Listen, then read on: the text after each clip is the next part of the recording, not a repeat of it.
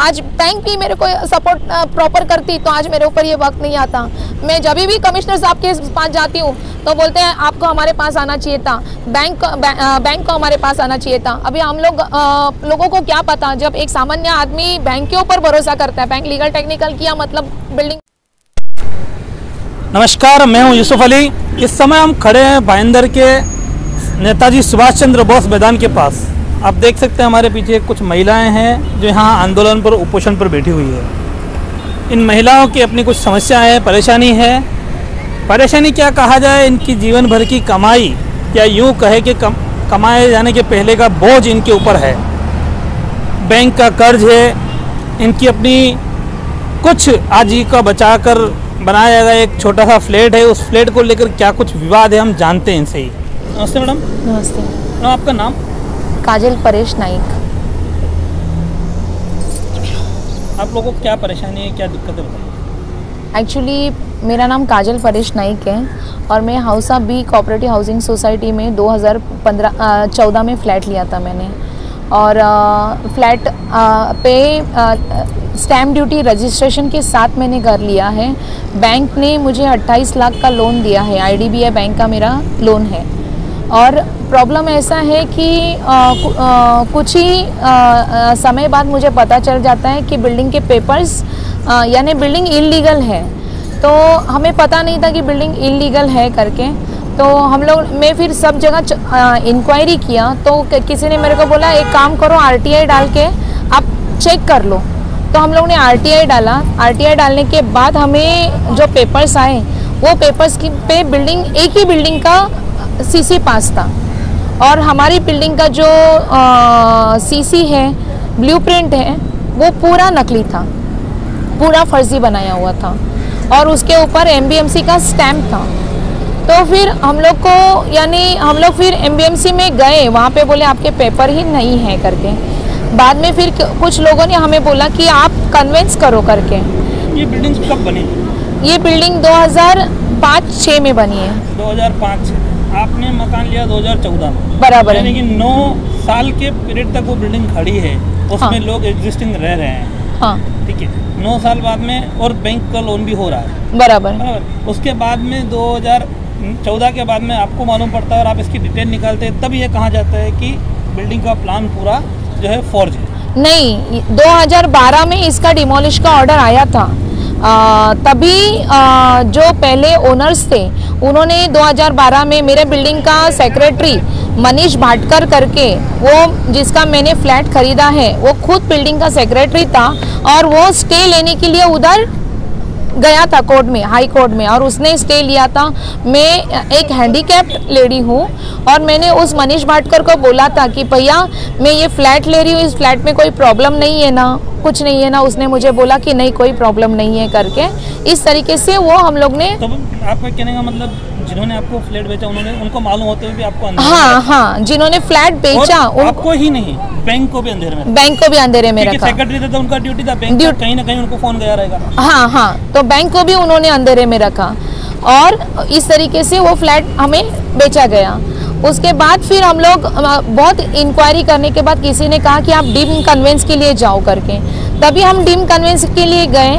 तभी हमारे जो कंपाउंड में 2 बिल्डिंग है, एक बिल्डिंग के लीगल पेपर्स हैं और हमारी फोर्स पेपर्स हैं।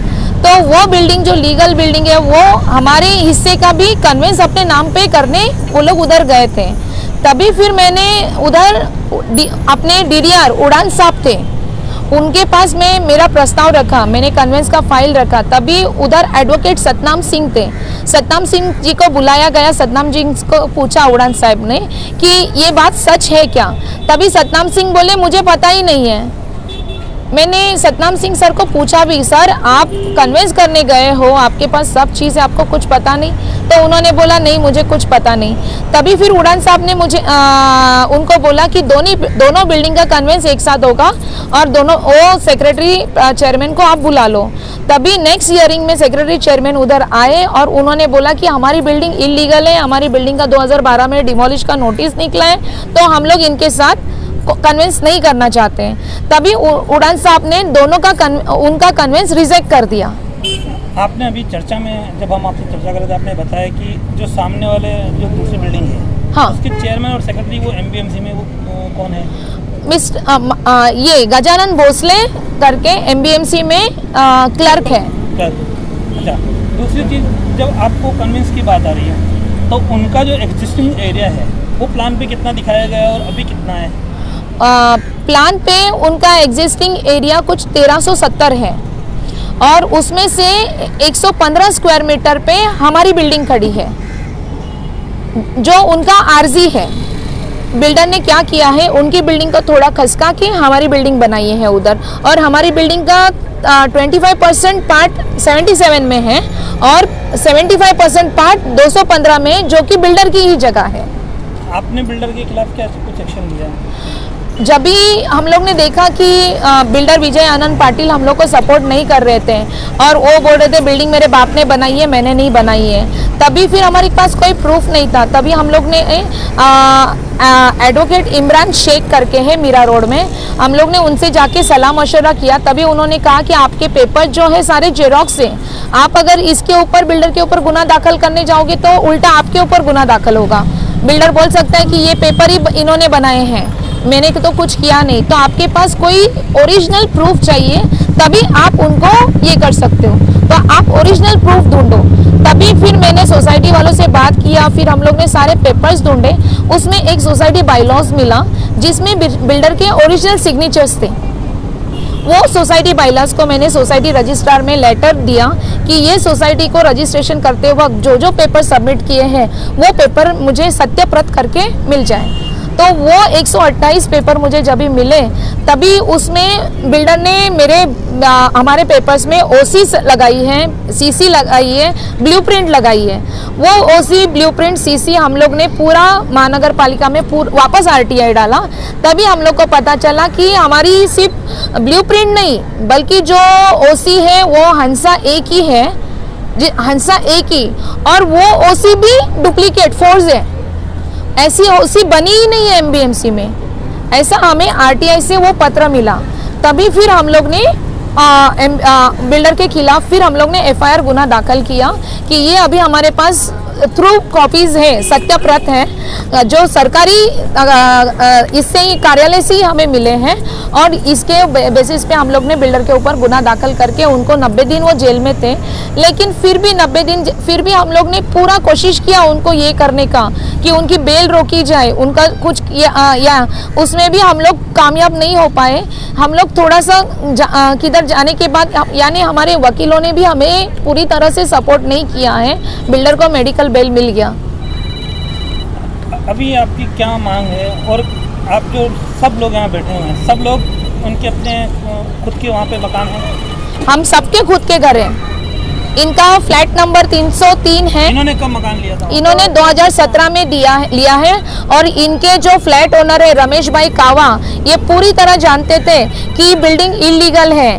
मैंने उनको बोला था कि मैंने जब 2014 में फ्लैट लिया था, तभी मैंने बोला था कि जबकि मैं अपाहिज हूँ, मैं भी किसी को फंसा के जा सकती थी, लेकिन मैंने बोला नहीं, किधर तो कोई क्लू होगा जिससे हमें न्याय सरकार देगा, तो कोई फ्लैट मत बेचो। लेकिन कुछ मेंबर्स ने जबरदस्ती फ्लैट बेच के चले गए।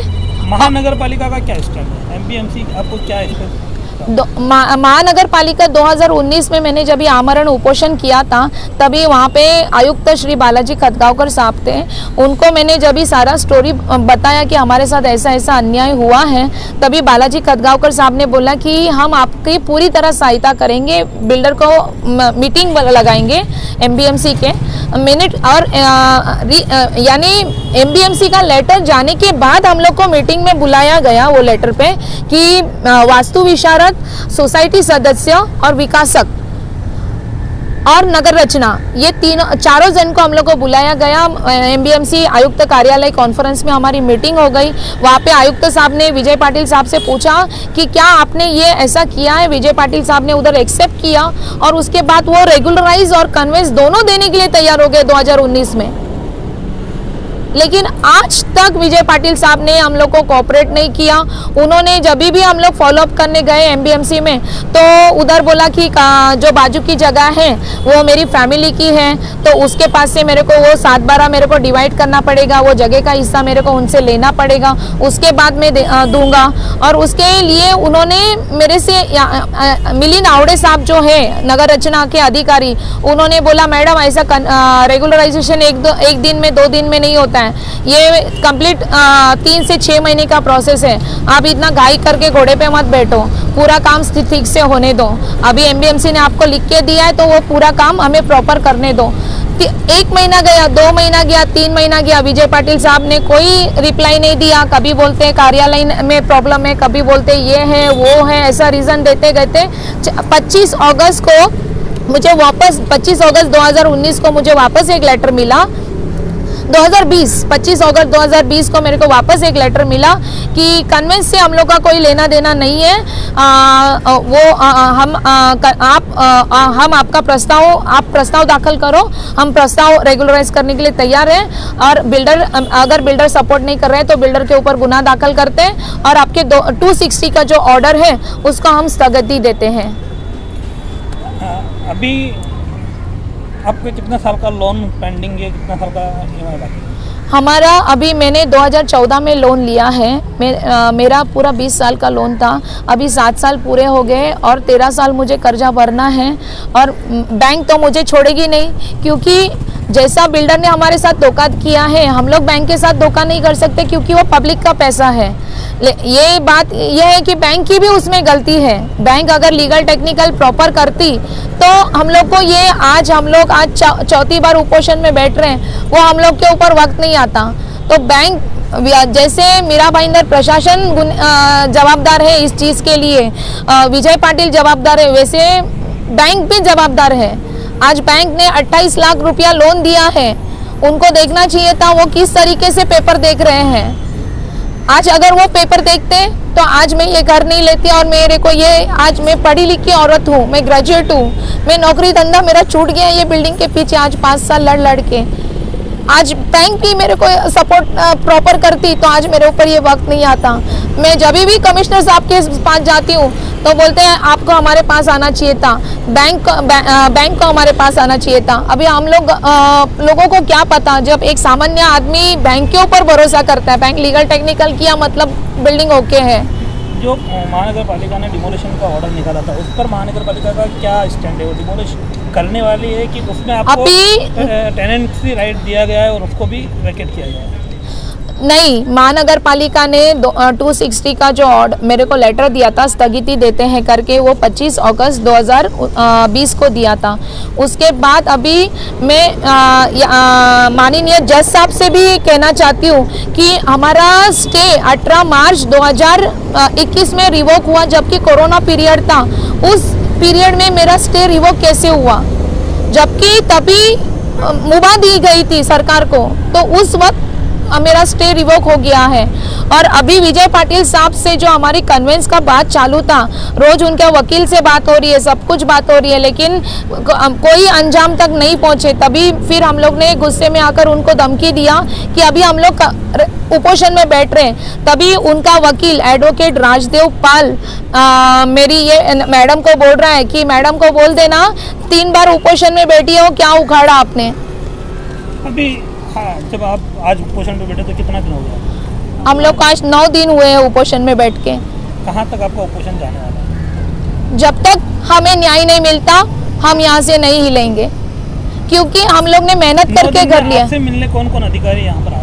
9 दिन में हम लोग से मिलने कोई अधिकारी यहाँ पे नहीं आया है, ना हमारा कोई डॉक्टर आया है, ना हम लोग ने रिक्वेस्ट की है पुलिस कमिश्नर साहब को कि हमें यहाँ पे बिल्डर के लोग इधर घूम रहे हैं, हम औरतें बैठी हैं, हमें प्रॉब्लम हो सकता है। मैंने ईमेल पे ईमेल भेज रही हूँ, मैं सब जगह ईमेल भेज रही हूँ कि हमें पुलिस प्रोटेक्शन दो, हमें पुलिस प्रोटेक्शन दो, ना हमें पुलिस प्रोटेक्शन मिल रहा है। सर, आप यहाँ उपोषण स्थल पर आए, क्या विषय बताइए? हम अभी 9 दिन से देख रहे हैं कि हमारे काजल नायक जी कम से कम 9 दिन से इधर उपोषण पर बैठे हैं। तो एक महिला होने के नाते मैं इनको धन्यवाद देता हूँ कि इन्होंने एक इस शहर के लिए अच्छा कदम उठाया है। और एक जो हमारे 15 भाड़ू थे, जबकि ऑलरेडी ये बिल्डिंग बिल्डर ने बना के दी है, जो बिल्डर है उसने जो भी गुनाह किया है वो बिल्डर ने किया है। तो कहने का मतलब जो बिल्डर ने गुनाह किया है तो बिल्डर के ऊपर जो भी सजा होनी चाहिए उसको होनी चाहिए। जो भी खर्चा, उसको भी कह रहे कि आपको अधिकृत करना है तो 60 लाख का खर्चा है तो बिल्डर देवे।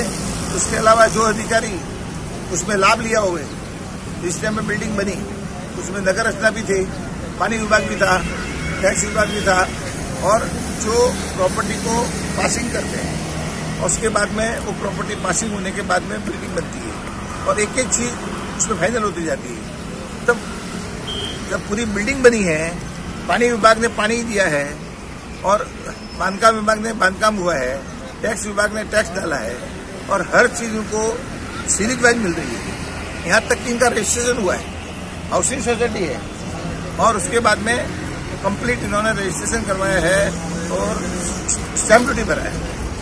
जब गवर्नमेंट ने अपना पैसा ले लिया है तो फिर अधिकृत अनधिकृत किस बात की? या तो गवर्नमेंट को उसको पैसा नहीं लेना चाहिए था। जिस टाइम में आपने पैसा लिया, मैं आपसे पैसा लेता हूं तो मैं पूछता हूं कि भी किस बात के पैसे? बोलता साहब ये आपके टीवी के पैसे, तो मैं टीवी के पैसे में खाते में जमा करूंगा ना। तो उन्होंने किस बात के पैसे लिए? आज दिन तक उन्होंने जो टैक्स के पैसे लिए, जब वो अनधिकृत थी तो टैक्स के पैसे नहीं लेने चाहिए थे। नहीं, लेकिन इनका जो विवाद है वो रेगुलाइज करने से ज्यादा दूसरा विवाद है कन्विंस का। तो कन्विंस में दूसरा जो पक्ष है, दूसरी जो बिल्डिंग है, उनके लोगों को भी नुकसान हो रहा है। इस बारे में क्या कहेंगे? अगर देखिए, दूसरी बिल्डिंग जो है, जो ये बिल्डिंग है, ये बिल्डिंग में से अमुक भाग जो है वो बी विंग का भी हक लगता है और वो कन्विंस के अंदर थोड़ा सा मतलब जो बिल्डर को तकलीफ हो रही है, तो बिल्डर चाहे इनको डिवाइडेशन देके सही तरीके से कन्विंस करा के इनका रास्ता कॉमन करके वो अपने हिसाब से वो कन्विंस करके दे सकता है। जगह है उसकी और उसके नाम से है, तो उसको हर तरह से दोनों पार्टी को, ए और बी विंग को, मतलब एक ए विंग को वो अगर जो समझते हैं कि भाई ये ए विंग मेरी है तो बी विंग भी आपकी है, जैसे ए विंग से पैसा लिया बी विंग से भी लिया है, तो दोनों विंग को बिठाकर उनको दोनों को झगड़ा को निपटना चाहिए। हम बात कर रहे थे इन उपोषणकर्ता महिलाओं से, और जैसा कि आपको मैं बता दूं, कई सालों की बात को चंद मिनटों में नहीं कहा जा सकता। ये चंद मिनटों की जो बात है वो एक सारांश मात्र है, लेकिन कितनी बड़ी तकलीफ होगी, कितनी बड़ी परेशानियां इन परिवारों को, सिर्फ इन 4 महिलाओं या 14 महिलाओं को नहीं, यहाँ 15-20 ऐसे परिवार है, धारा 144 लागू है, इसके लिए 4 जन यहाँ बैठे हुए हैं, ये भी इन्होंने भी बताया। कई ऐसे परिवार है जिनके सामने ये तलवार लटकी हुई है कि हम जाए तो जाए कहाँ। एक तरफ महानगर पालिका जब इस तरह से अवैध विकास होते हैं, तब कहीं ना कहीं जिम्मेदारी से कहता हूं कि कुछ आर्थिक व्यवहार तो रहता ही है, तब इसलिए उस पर लक्ष्य नहीं दिया जाता, तब कार्यवाही नहीं की जाती है। और बाद में जब इस तरह से आम जनता जो कि वहाँ पूरी तरह से लूट का शिकार होती है, बैंक ने लोन दिया, इससे बढ़कर चीज़ क्या होगी? बैंक कब किसी को लोन देगा कि जब हर चीज़ क्लियर होगी। तो इतना सब कुछ होने के बाद भी नतीजा 15 साल बाद में अगर ये आता है, तो हमारे देश का सिस्टम, देश का कानून कहाँ है, वो आप तय कीजिए। आज के लिए इतना ही। भाईंदर से यूसुफ अली। और भी वीडियो को देखने के लिए चैनल को सब्सक्राइब करें, बेल आइकन को दबाएं, वीडियो को लाइक और शेयर जरूर करें। धन्यवाद।